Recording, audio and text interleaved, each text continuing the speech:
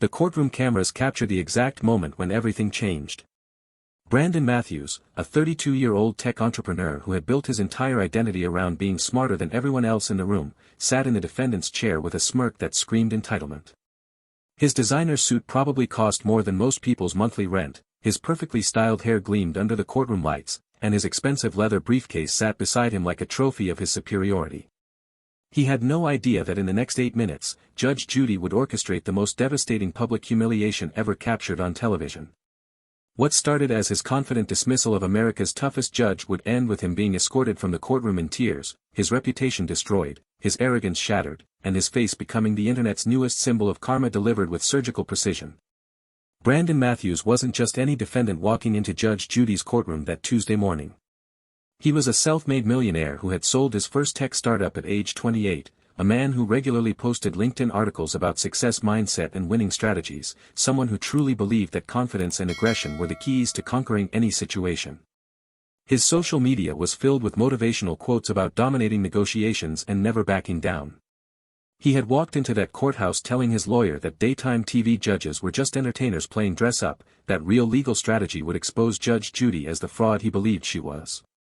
He actually thought this court appearance would be great publicity for his personal brand. He planned to clip the footage for his YouTube channel where he taught people how to win arguments and crush their competition. The case seemed simple enough in his mind. A former business partner, Michael Chen, was suing him for $5,000 over what Brandon called a simple misunderstanding about profit sharing. Brandon saw this as nothing more than a poor loser who couldn't handle being outmaneuvered by someone smarter and more successful. Michael Chen sat in the plaintiff's chair looking exhausted and defeated. For 18 months, he had tried every legal avenue to recover the money Brandon owed him. They had started their software company together as equal partners, working 16-hour days in Michael's garage, living on ramen noodles and dreams. When their app finally gained traction and a buyer emerged offering $200,000, Brandon had convinced Michael to let him handle the negotiations since he had more business experience. Michael trusted his friend and partner. He signed the papers Brandon put in front of him, believing they were splitting everything 50-50 as originally agreed. But 3 weeks after the sale closed, Michael discovered the devastating truth.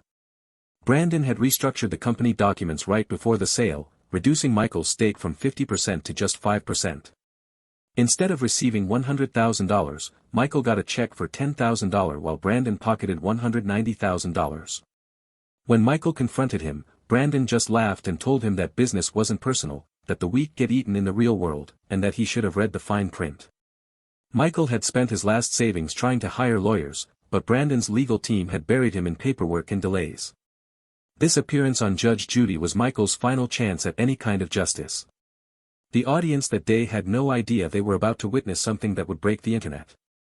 The regular Judge Judy viewers, mostly retirees who had been watching the show for decades, settled into their seats expecting another entertaining case. The production crew ran through their standard checks. The bailiff took his position.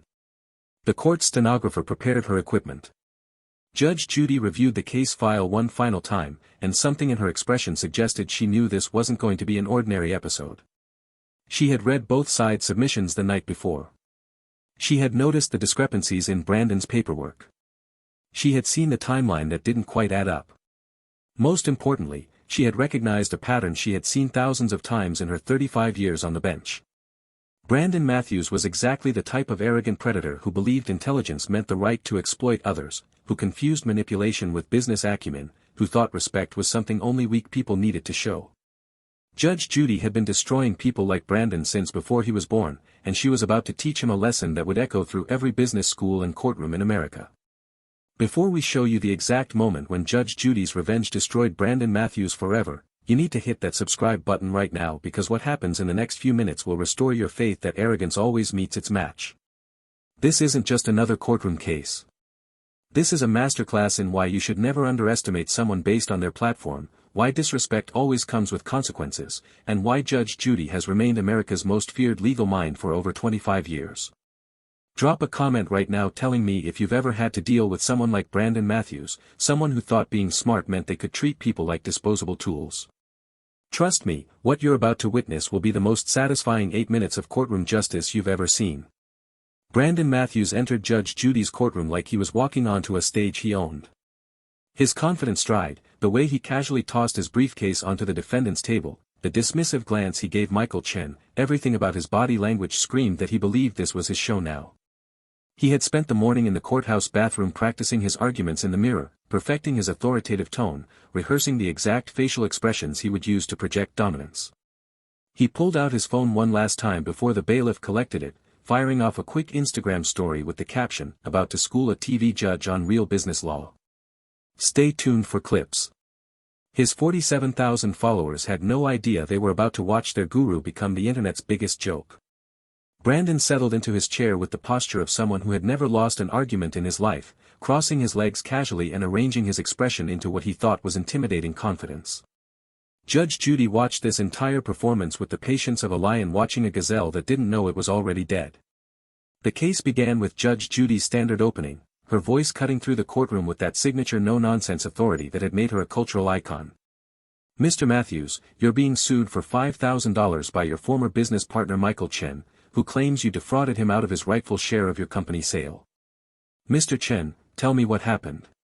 Michael's voice shook as he began explaining how they had started the company together, how Brandon had promised equal partnership, how everything changed when the buyer appeared. He pulled out the original partnership agreement they had both signed, showing the 50-50 split clearly documented. His hands trembled as he described discovering the restructured documents that had stolen his share. Judge Judy listened carefully, asking pointed questions about timelines and documentation. Michael provided text messages, emails, the original contract, everything he had managed to preserve. Throughout this testimony, Brandon sat with an expression that radiated barely contained amusement, occasionally shaking his head and rolling his eyes as if Michael was describing something completely fictional. When Judge Judy turned her attention to Brandon, asking him to explain his version of events, the first cracks in professional courtroom decorum began to appear. Brandon didn't just answer questions. He launched into what he clearly believed was a brilliant defense, speaking to Judge Judy like she was a student who needed basic concepts explained slowly.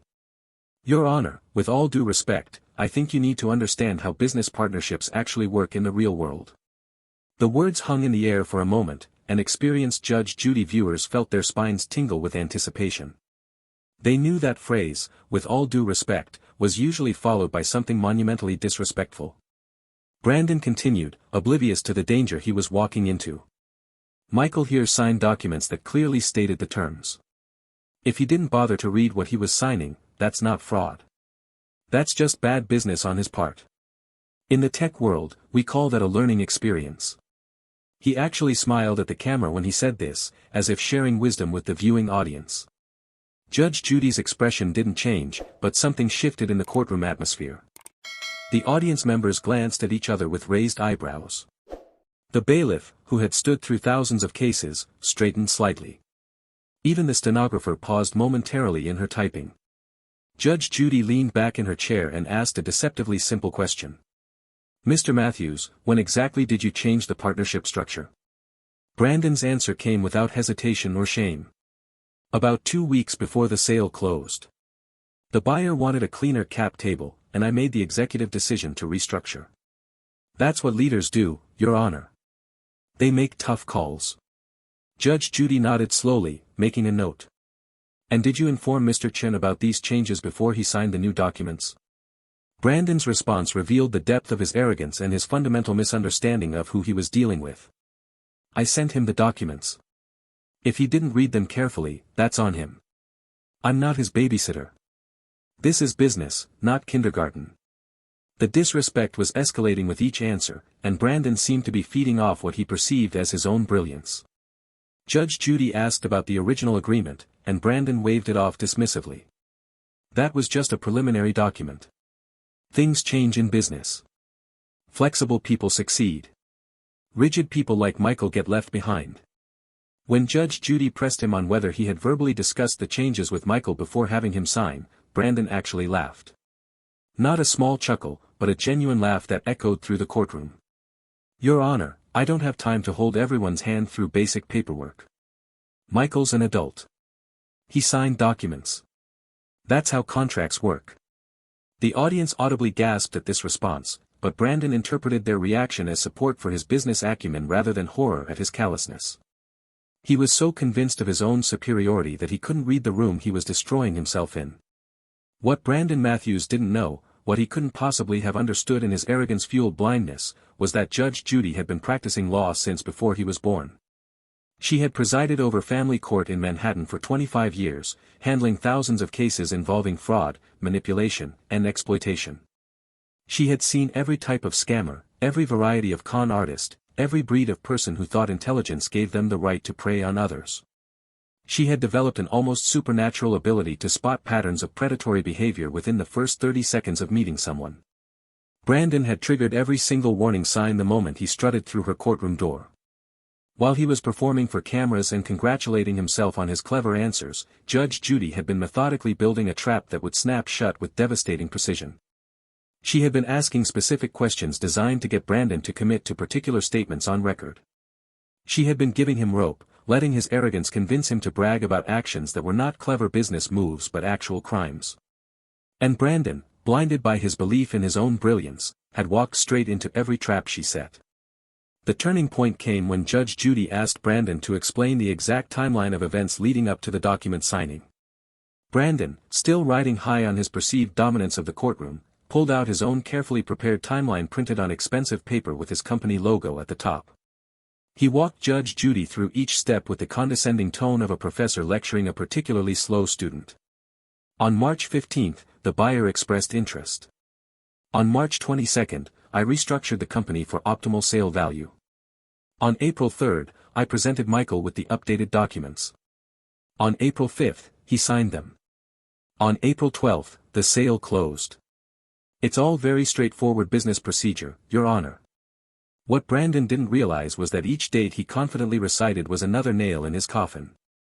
Judge Judy made careful notes, occasionally nodding as if impressed by his organizational skills, when in reality she was documenting his confession to multiple counts of fraud with timestamps he was providing himself. Judge Judy then shifted to questions about communication between Brandon and Michael during this period. Brandon explained with obvious pride how he had carefully worded his emails to Michael, how he had used business terminology that technically disclosed the changes while ensuring Michael wouldn't actually understand what was happening until it was too late. He actually bragged about this strategy, describing it as smart negotiation tactics. I told Michael we were optimizing the corporate structure for maximum value. That's accurate language. If he interpreted that to mean something different, that's not my responsibility. In business, you have to be precise with language, and you have to be smart enough to understand what you're signing. The courtroom had gone completely silent except for Brandon's voice.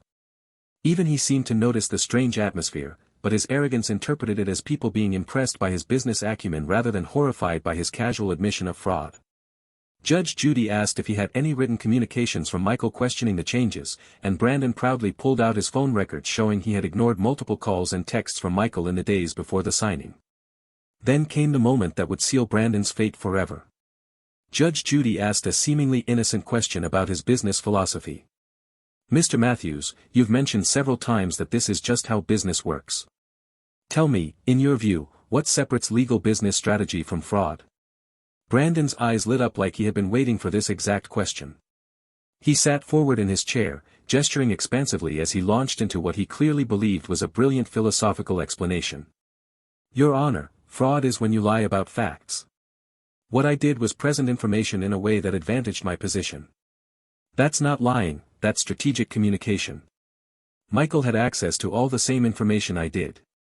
He just wasn't smart enough to understand it. In the business world, we reward intelligence and punish laziness. If someone can't be bothered to carefully read documents before signing them, they deserve what they get. That's not fraud, that's natural selection in capitalism. The words came out of his mouth with such confidence, such absolute certainty in his own righteousness, that even Judge Judy's legendary poker face showed a flicker of something.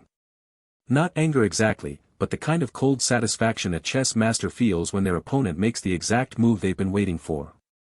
Judge Judy leaned back in her chair and smiled slightly, the kind of smile that regular viewers knew meant someone was about to be absolutely destroyed. That's very interesting, Mr. Matthews. Your philosophy on business ethics is quite illuminating.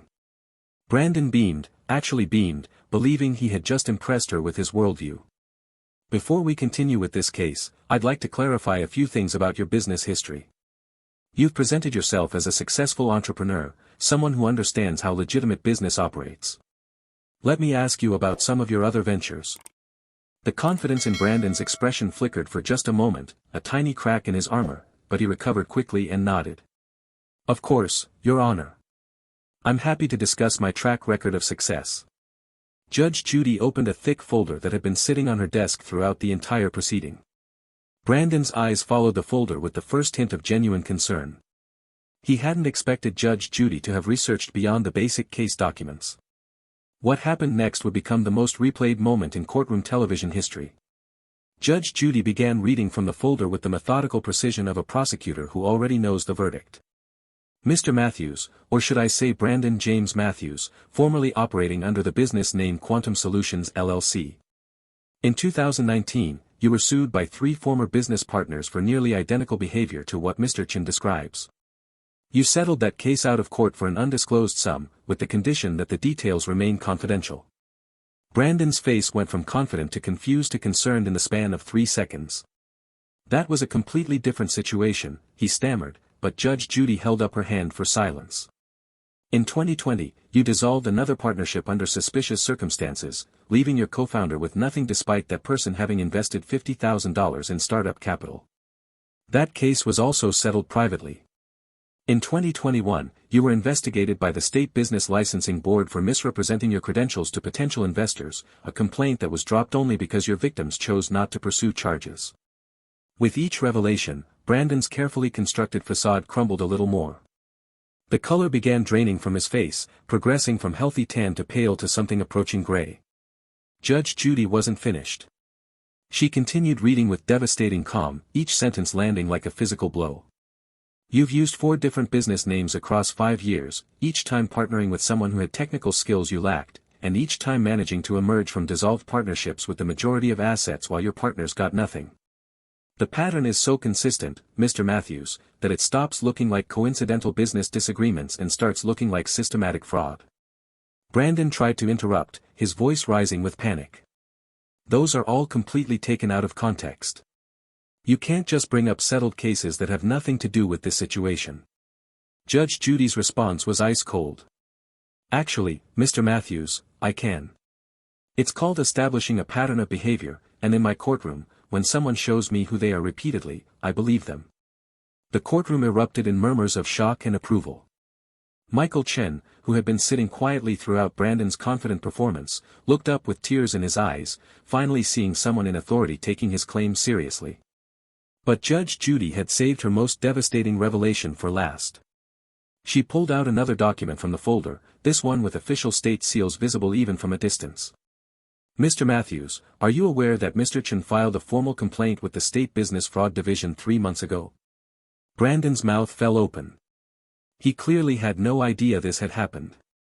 The investigator assigned to that complaint reached out to your previous business partners, the ones from those settled cases you thought were buried and forgotten.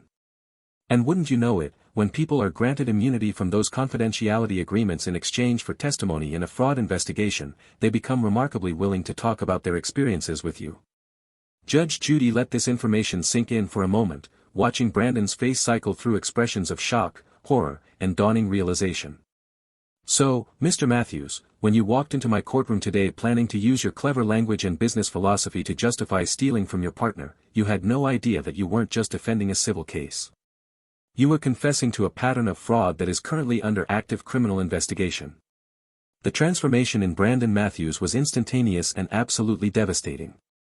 The man who had strutted into the courtroom like he owned it, who had spent the last 20 minutes condescending to a former New York family court judge with 25 years of experience, suddenly looked like a teenager who just realized his parents found his report card. His expensive suit that had looked so sharp and powerful moments ago now seemed like a costume, like he was a child playing dress-up in his father's clothes. His perfectly styled hair that he had spent 30 minutes arranging that morning now looked ridiculous, like he had been preparing for a photo shoot while walking into an ambush. The leather briefcase with his company logo, the designer watch, the confident posture, all of it collapsed in real time as the full weight of what Judge Judy had just revealed crashed down on him like a building imploding. His hands, which had been gesturing so confidently while he explained his business philosophy, now trembled visibly as they gripped the edge of the defendant's table. His breathing became audibly rapid, picked up by the sensitive courtroom microphones that captured every detail of his unraveling. Brandon's voice, when he finally managed to speak, had completely changed from the authoritative tone he had been using. "Your Honor, that investigation. I wasn't informed." The words came out disjointed and panicked, nothing like the smooth business speak he had been deploying so effectively just moments before. Judge Judy cut him off with surgical precision. "You weren't informed because investigations don't typically notify their subjects until charges are filed. But you've just spent the last 20 minutes on national television explaining in detail how you systematically defraud your business partners, using your own words to describe actions that constitute multiple felonies under state business law. You've provided dates, methods, and even your philosophical justification for behavior that prosecutors would normally have to work months to prove." The courtroom was absolutely silent except for the sound of Brandon's increasingly desperate breathing. Every person in that room understood they were witnessing something extraordinary, the complete and total destruction of someone's arrogance captured in real time for millions of viewers to witness. Michael Chen sat frozen in his chair, tears streaming down his face as he watched the man who had stolen his dreams and mocked his pain finally face consequences. For 18 months, Michael had been told by lawyers that Brandon was too smart, too well-connected, too protected by legal loopholes to ever face real accountability. He had watched Brandon post on social media about his lavish lifestyle, spending money that should have been Michael's on exotic vacations and luxury cars. He had endured Brandon's friends commenting on his posts about how business requires ruthlessness and how weak people deserve to lose. He had suffered through depositions where Brandon's expensive attorneys had made him feel stupid for trusting someone he thought was his friend. And now, in this moment, he was watching Judge Judy accomplish in 20 minutes what an army of lawyers couldn't do in a year and a half. She had let Brandon's own arrogance become the weapon that destroyed him, had given him enough rope and watched him weave it into a noose with his own hands. Judge Judy continued with relentless precision, each word calculated to maximize impact. "Mr. Matthews, let me explain something to you about the difference between business strategy and criminal fraud, since you seem confused. When you deliberately obscure material information with the intent to deceive someone into signing documents that harm their interests while benefiting yours, that's fraud. When you establish a pattern of this behavior across multiple victims over multiple years, that's racketeering. When you brag about it on national television and describe it as your business philosophy, that's a prosecutor's dream case." Brandon tried again to speak, his voice cracking with desperation. "I want to invoke my right to remain silent. I don't have to answer any more questions." Judge Judy's laugh was sharp and utterly without humor. "Mr. Matthews, this is a civil court, not a criminal proceeding. You don't have a right to remain silent here. But I suspect the detectives who are undoubtedly going to be very interested in this footage will be happy to read you your Miranda rights very soon." The audience erupted in applause, but Judge Judy raised her hand for silence. "She hasn't finished destroying Brandon Matthews yet. Let's talk about your actual business acumen, Mr. Matthews, since you've spent so much time today lecturing me and Mr. Chen about how business really works. You've had 5 different business ventures in 5 years. That's not the track record of a brilliant entrepreneur. That's the track record of someone who cycles through victims. You claimed earlier that weak people get left behind in business. But looking at your actual history, it seems like the only business skill you've mastered is finding trusting people and betraying them. That's not capitalism. That's parasitism." Brandon had slumped forward in his chair, his head nearly touching the table. The confident posture was completely gone, replaced by the hunched stance of someone trying to make themselves as small as possible. His face had gone from gray to almost green, and viewers watching at home would later comment that they could pinpoint the exact moment his soul left his body. Judge Judy turned her attention to the actual case at hand, though everyone in the courtroom knew the judgment was already decided the moment Brandon opened his mouth. "Mr. Chen, you came here asking for $5,000, the amount you could prove in damages under small claims guidelines. But based on what I've heard today, and based on Mr. Matthews' own testimony about how he deliberately structured this fraud, I'm ruling in your favor for the full amount plus court costs." The gavel hadn't even come down yet when Judge Judy continued. "However, Mr. Chen, I strongly encourage you to contact the state prosecutor's office and provide them with copies of these court proceedings. I suspect they'll be very interested in Mr. Matthews' detailed explanation of his business practices." Michael nodded, unable to speak through his tears of relief. Judge Judy then delivered her final statement directly to Brandon, and her words would be quoted in business schools and ethics classes for years to come. Mr. Matthews, you walked into my courtroom today thinking you were smarter than everyone else. You thought your expensive suit and your business jargon would intimidate me. You thought your philosophy of exploitation was a sophisticated strategy. But here's what you failed to understand. Real intelligence isn't about manipulating people. Real business success isn't about finding victims. And real strength isn't about preying on trust. You're not a successful entrepreneur. You're a con artist who got lucky for a few years, and today your luck ran out. The gavel came down with a sound that echoed through the courtroom like thunder. Brandon Matthews sat motionless as the bailiff approached him. He made no move to stand, no attempt to gather his expensive briefcase or straighten his designer suit. He just sat there, a broken shell of the confident man who had entered the courtroom 30 minutes earlier. The cameras captured every detail of his complete psychological collapse. His hands were still trembling. His breathing was still rapid and shallow. And his eyes, which had sparkled with arrogant certainty at the beginning of the case, now stared at nothing with the hollow expression of someone who had just watched their entire world implode. As he was finally escorted from the courtroom, he moved like a zombie, his feet shuffling, his shoulders hunched, his head down. The man who had planned to clip this footage for his YouTube channel about winning strategies was leaving as the star of a very different kind of viral video. One that would make him the internet's newest cautionary tale about what happens when arrogance meets accountability. The moment the courtroom doors closed behind Brandon Matthews, the atmosphere inside exploded with an energy that production staff would later say they had never experienced in decades of filming. The audience members who had sat in stunned silence throughout the systematic destruction of Brandon's arrogance erupted in sustained applause that lasted nearly 2 full minutes. Michael Chen collapsed into his chair, his entire body shaking with sobs of relief and vindication. The bailiff, who prided himself on maintaining professional composure regardless of case outcomes, was seen wiping his eyes. Even the court stenographer, who had transcribed thousands of cases with detached proficiency, looked visibly moved by what she had just witnessed. Judge Judy remained seated at her bench, allowing the moment to unfold naturally, understanding that what had just occurred transcended a simple small claims case. This had been a masterclass in how arrogance, when given enough rope, will inevitably hang itself. She had spent 30 minutes letting Brandon dig his own grave with his own words, and the audience had just watched karma deliver justice with devastating precision.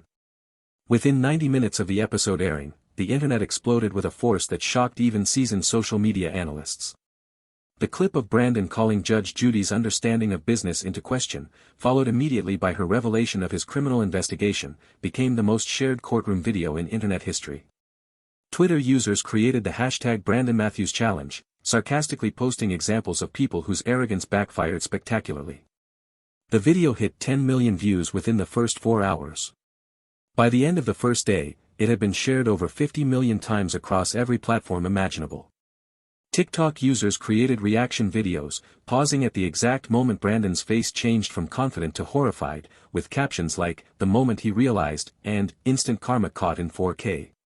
Business school professors began using the clip in ethics classes as a perfect example of how fraud actually works versus how fraudsters justify their behavior. LinkedIn, ironically Brandon's favorite platform for posting motivational content, became flooded with commentary about authentic business practices versus exploitation. The fallout in Brandon's real life was swift, merciless, and absolutely catastrophic. Within 24 hours of the episode airing, his company's website had been taken down, replaced with a message about ceasing operations. His social media accounts, which had accumulated tens of thousands of followers through his motivational business content, were flooded with comments from former associates, clients, and business contacts. People he had worked with over the years began sharing their own stories of Brandon's questionable practices. A Reddit thread titled, "I worked with Brandon Matthews AMA," gained over 40,000 comments from people claiming to have been victimized by his business tactics. His professional network dissolved overnight as everyone who had ever associated with him rushed to publicly distance themselves from the toxic brand he had become. The tech industry, which had once viewed him as a rising star, now treated his name like poison. Industry publications ran articles analyzing how someone with such a clear pattern of fraudulent behavior had managed to operate for so long without being stopped. The criminal investigation that Judge Judy had revealed on national television accelerated dramatically after prosecutors watched Brandon's courtroom confession. The State Business Fraud Division, which had been methodically building their case through careful investigation and witness interviews, suddenly found themselves with a gift prosecutors dream about but rarely receive. Brandon had confessed to his entire operational methodology on camera, with timestamps, specific examples, and even a philosophical justification that demonstrated clear intent to defraud. Within 2 weeks of the episode airing, formal criminal charges were filed. Brandon faced 17 counts of fraud, 6 counts of conspiracy to commit fraud, and multiple counts of filing false business documents. His previous business partners, freed from their confidentiality agreements by the criminal investigation, provided testimony that corroborated every pattern Judge Judy had identified. The prosecution's case was so strong, built largely on Brandon's own televised words, that his defense attorneys advised him that going to trial would be suicide. 6 months after his humiliation on Judge Judy, Brandon Matthews pleaded guilty to multiple felony counts and was sentenced to 4 years in federal prison plus restitution to all his victims totaling over $400,000. Michael Chen's life took a dramatically different trajectory. The $5,000 judgment from Judge Judy was just the beginning of his recovery. The publicity from the case brought him into contact with ethical investors who were impressed by his technical skills and moved by his story. Within 8 months, Michael had launched a new startup focused on creating transparent partnership agreements and blockchain-verified business contracts. His company's mission statement explicitly referenced his experience with Brandon, pledging to build technology that would prevent other entrepreneurs from being victimized by predatory partners. The business attracted significant investment from venture capitalists who saw both the market opportunity and the powerful origin story. Michael became a speaker at entrepreneurship conferences, sharing his experience as a cautionary tale about the importance of protecting yourself in business partnerships while maintaining ethical standards. He established a foundation that provided legal assistance to small business owners who had been defrauded by their partners, directly helping dozens of people who found themselves in situations similar to what he had endured. The case became a cultural phenomenon that transcended typical viral courtroom moments. Legal experts wrote academic papers analyzing Judge Judy's interrogation technique and how she had constructed a trap that gave Brandon enough confidence to confess to crimes he didn't even realize he was admitting. Business ethics professors used the full episode as required viewing, asking students to identify the exact moments when legitimate business strategy crossed into fraud. Psychology researchers studied the footage to understand the cognitive dissonance that allows people like Brandon to genuinely believe their predatory behavior is justified.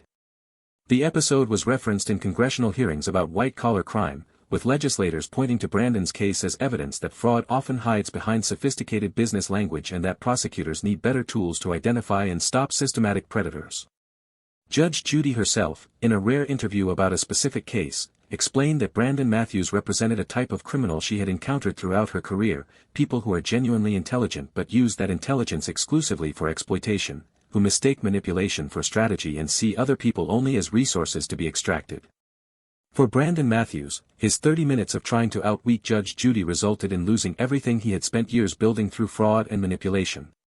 His money gone to restitution and legal fees, his reputation destroyed beyond any possibility of repair, his freedom taken by a prison sentence, and his face forever immortalized as the internet's perfect example of arrogance meeting instant karma. He had walked into that courtroom planning to add footage to his personal brand as a winning strategist. Instead, he created the most devastating cell phone in television history, a permanent record of how quickly confidence without ethics can collapse into consequences. Judge Judy had given him exactly what he deserved, not through anger or emotion, but through the cold, methodical application of justice that had made her a legend. She had let him perform, let him boast, let him explain his philosophy of exploitation in his own words, and then she had simply revealed the truth that destroyed him. It was revenge delivered with surgical precision, karma administered with perfect timing, and justice served exactly as it should be. If this story of instant karma and courtroom justice restored your faith in accountability, smash that like button right now. Subscribe for more incredible moments where arrogance meets its end and karma delivers exactly what people deserve. Drop a comment telling me what you think Brandon Matthews deserved, and share this video with anyone who needs a reminder that disrespect and fraud always come with consequences. Because in Judge Judy's courtroom and in life, arrogance never wins. It just takes longer for some people to learn that lesson than others, and Brandon Matthews learned it in the most public, most permanent, most devastating way possible.